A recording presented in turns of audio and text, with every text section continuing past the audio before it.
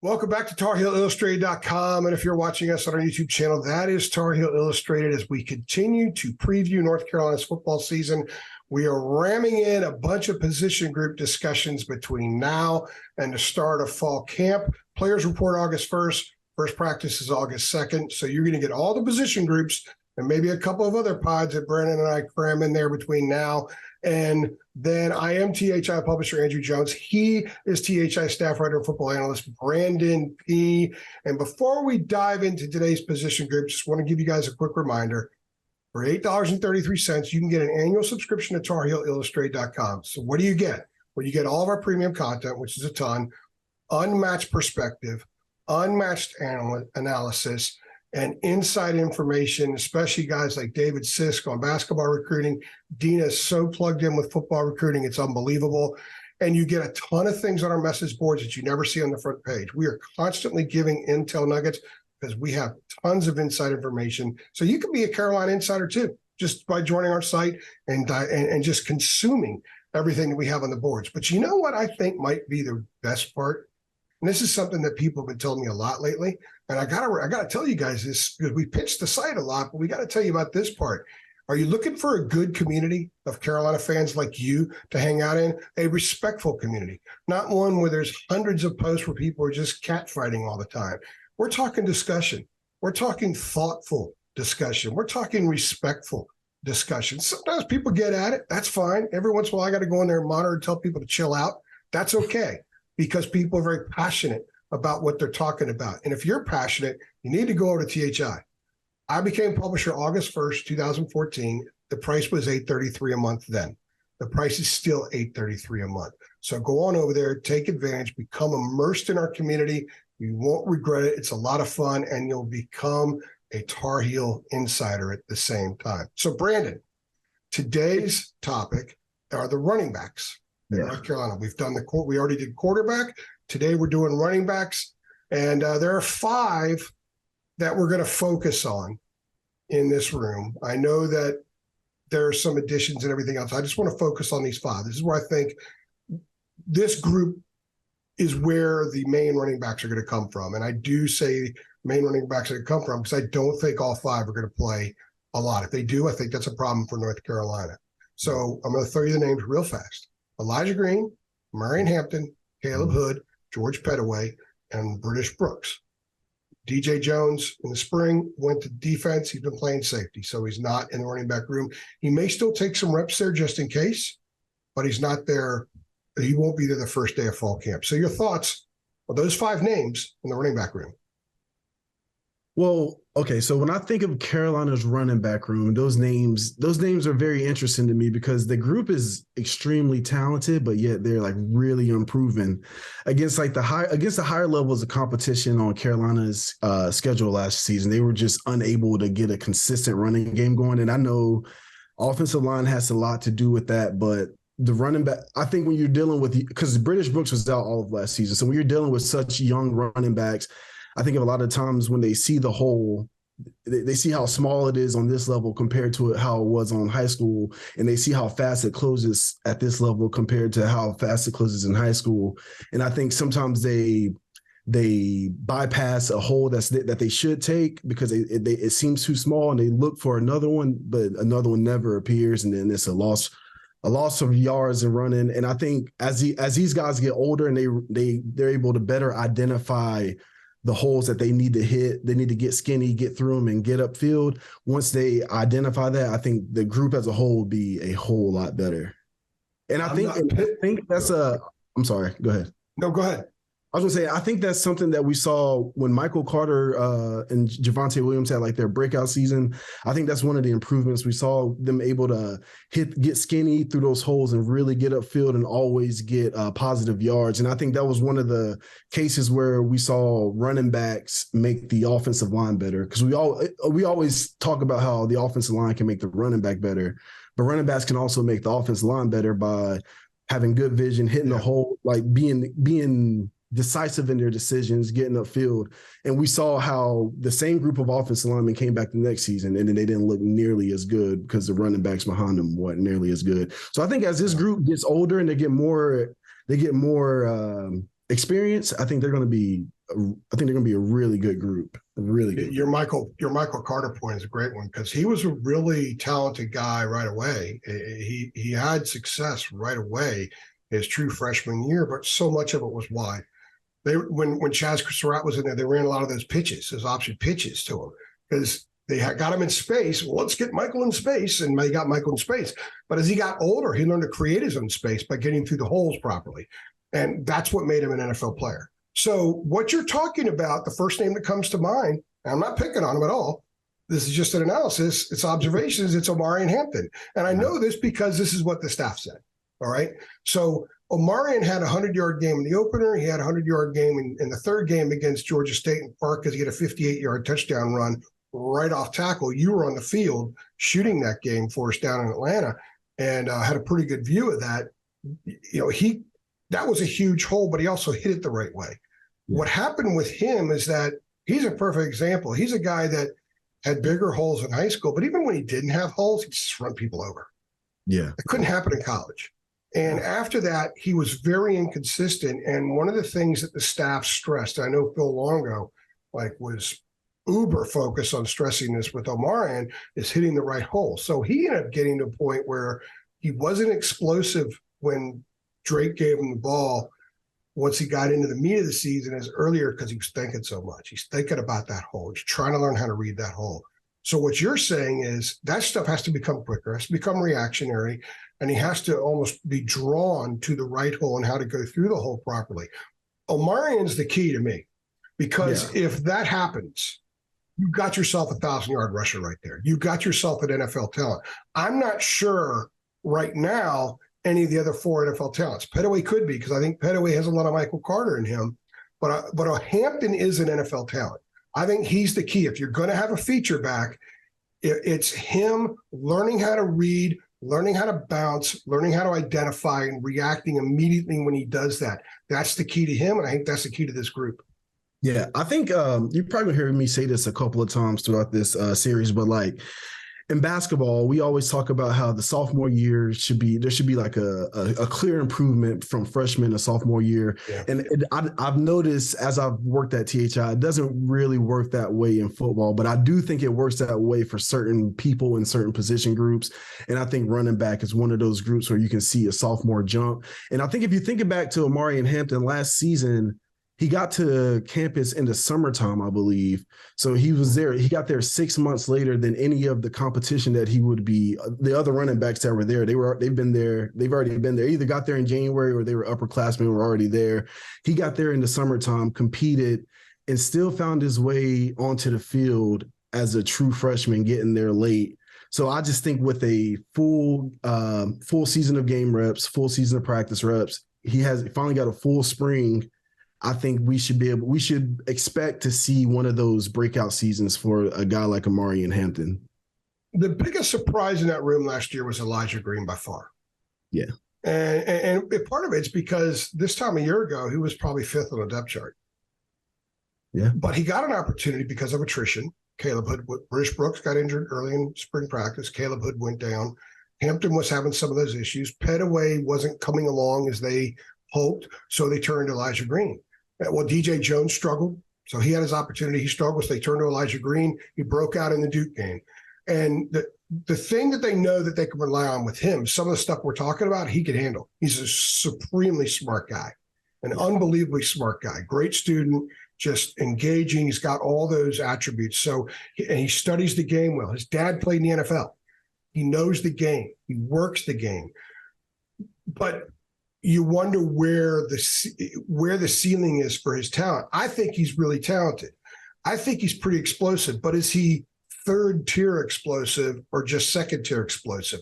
I'm not too sure yet. I think he's going to be in the mix because I think when the staff sits down and they talk about, okay, who can we trust? His name's always going to be on that board. Who can we trust? It's always going to be him. I think that they feel really good about Caleb Hood when Caleb Hood's healthy, but how often is Caleb Hood healthy? He got injured his first year, got injured twice last year. I think Pettaway is someone that they would love to put his name on that board and say we can trust him, but he hasn't developed that level of consistency yet and fully morphed into a college player yet So I'm not sure he's that guy. He has an opportunity to prove that here in fall camp. And then British Brooks. What do we expect from British Brooks this year? I don't think anybody can pencil in anything other than if his knee is okay, I think he'll be a really good special teams player. And he's such a good dude, and he's such a team first guy that if that ends up being his primary role, I think he'll embrace it. He won't be one of those guys that turns that into a negative because he thinks I need 20 carries a game. I don't think he's that kind of guy. But I don't know if he's a 20 carry guy or a 0 carry guy or anything in between. We just don't know yet. Yeah.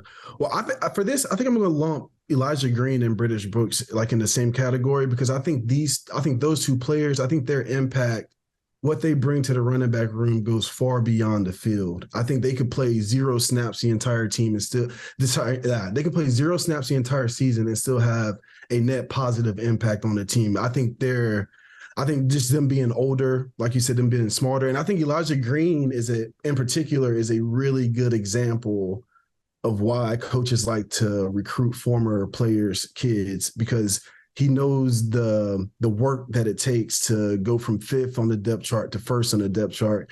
Because, in 2023 with the transfer portal, a lot of kids would have left. And I think you can see a lot of that in British Brooks to a guy who went from being a walk-on.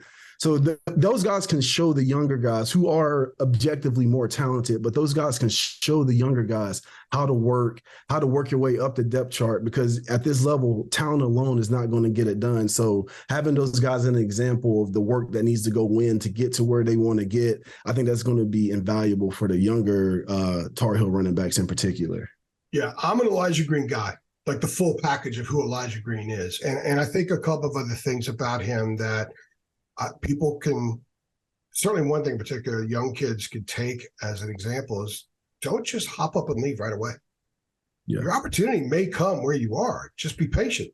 He could have left, and a lot of people thought maybe he would leave. Maybe they didn't know him too well, didn't recognize that he's on course to get a degree that's something that's very important to him, so he's going to stay that course. He recognizes life after football, but he ended up being the starter. And right now, he's probably the starter going in fall camp, like the number one guy in that room. So had he left, he could have gone somewhere else where there wasn't an allegiance to him. He didn't have nobody really had his back at the new place, and he could have fallen by the wayside there. Here, he got his opportunity. And even if he ends up 4th and doesn't play much, he had that half season. He had an amazing college experience. I think he's going to play more because I think that the trust factor is huge. The other thing is when you look at recruiting, he's an example that you don't look at the stars. He was a 3-star guy, but he was a 3-time state champion in Georgia. Yeah. So if you look at the academics, you look at like who his dad is and who his dad became and the way his dad worked him. You look at the academic side of things. You look at the public activities that he does a lot of charitable stuff, and he's a 3-time state champion. Oh, and he's pretty damn fast. He's got good hands, all that kind of stuff. Those are attributes that when a guy gets to school helps him surge past higher rated dudes that maybe don't have some of those intangibles. That's why I like Elijah Green. I think Elijah is a fighter. I think he's a competitor. And if you were to ask me who are the 2 primary backs on this team this year, I think it's going to be Hampton and Green. It might end up being Hampton first and Green second. I think that's fine because I think Elijah can catch the ball out of the backfield. I still think Petaway has a chance because of catching the ball out of the backfield. Hood and Brooks, the injury thing is what it is. Again, you have to trust and rely on a guy. And the best availability. What is it? The best. Stability is availability. Yeah, Jacob loves to say that, and I always screw it up, but it's true. Yeah. It's true. And even a guy like Elijah Green, even at the beginning of the season, when he had that club on his wrist, he still requested to be put on special teams. Yes, he wanted to do whatever he could do to help the team, and just that attitude, like you as a younger guy, you're looking up to that, and it's going to rub off, and that's how you create a culture within a program. Yeah, I've been around college football for 27 years, and I can say this from my experience. I always love covering guys who you can envision helping an old lady across the street. Mm-hmm. And then once he puts the helmet on, snaps a chin strap, puts the mouthpiece in, and gets in between those white lines, will take someone's head off and then help them up. I love dudes like that. Yeah. Elijah Green has that in him. Kamen Rucker has that in him. I think Cedric Gray has that in him. I think Cedric, one of those guys, I could see him helping an old lady across the street too. So you want to have guys like that. And I think Carolina has that in him. And I think the way that he and Omarion Hampton, with their talents, I think they complement each other well. So you can run a full offensive package with what both of them do well. I think that they can check all those boxes for you. I think the longer Mack Brown has been at Carolina, he's gotten more and more guys like that the longer he's been there. And you can see the results in the win totals as they keep creeping up and up each year he's there. But I think the running back room is a perfect example of what you want. You want older guys who've been there, done that, who've, like they say, got it out the mud, earned it from the bottom, teaching the more talented guys the work ethic part, because the talent part will always be there.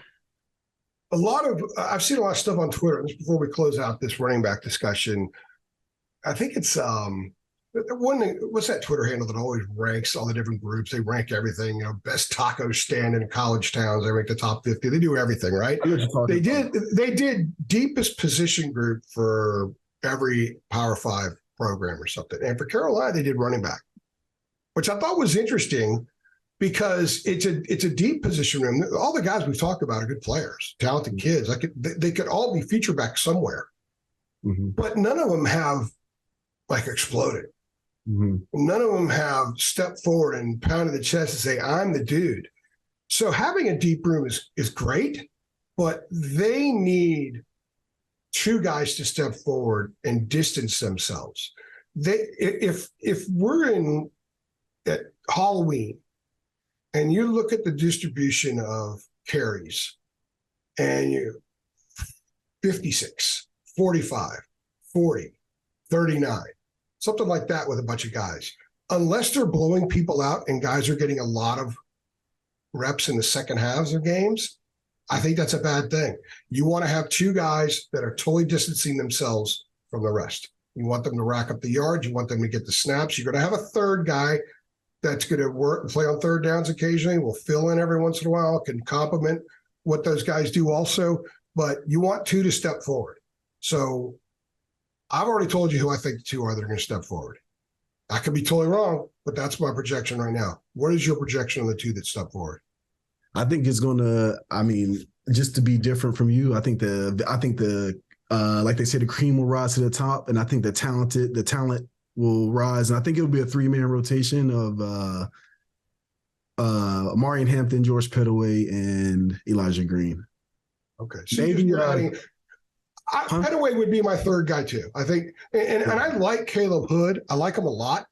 He's a football player. He's another son of a former player, but the injury factor. Yeah. He's just banged up too much. Yeah, for sure. That long run he had he had that 75-yard run at App last year, and he got injured on the play. I think he pulled his hammy on that play. Yeah, if you can guarantee me 100% health, I think I would swap out Caleb Hood and maybe Elijah Green. Yeah, I wouldn't argue against that. I wouldn't argue against that because I think with healthy, there's a reliability and there's a physicality and a toughness with Caleb Hood as well. Yeah, and there's a football guy factor with him too. He's a football guy. He's a football player. Just call him a football player. I think he could move to defense and actually have success. Yeah, I think it would be very interesting seeing him play middle linebacker. Yeah. Inside linebacker. He play a lot of places, yeah. Yeah, absolutely. All right. Hey, remember, guys, $8.33 a month. Not only can you be an insider, but you can join an amazing community of people just like you that you can learn from and you can engage with. And I know a lot of our subscribers get together now for tailgates and stuff. They've developed a lot of good friendships out of it. So, and I've hit up some of those tailgates before. A lot of great people, a lot of very knowledgeable people, and they're big-time Carolina fans. So if you are a passionate Carolina fan, and I suspect if you're listening or watching this video, you are, head on over there, make some new Carolina friends, immerse yourself in the community, and also become a Tar Heel insider at the same time. He's Brandon Peay. I'm Andrew Jones. Thanks for stopping by. Thanks.